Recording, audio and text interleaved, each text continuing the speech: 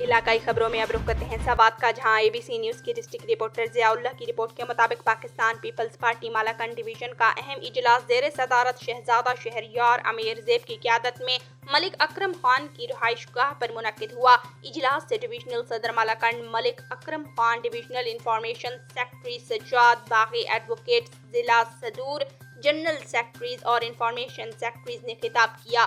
اجلاس میں مالاکنڈ ڈویژن میں پارٹی کی تنظیم سازی اور پارٹی کو مضبوط اور فعال بنانے پر اتفاق کیا گیا۔ اجلاس میں فیصلہ کیا گیا کہ مالاکنڈ ڈویژن میں بہت جلد ایک زبردست ورکرز کنونشن کا انعقاد کیا جائے گا۔ اجلاس میں مرکزی چیئرمین بلاول بھٹو زرداری، شریک چیئرمین آصف علی زرداری اور صوبائی صدر محمد علی شاہ باچا اور دیگر صوبائی قائدین پر مکمل اعتماد کا اظہار کیا گیا۔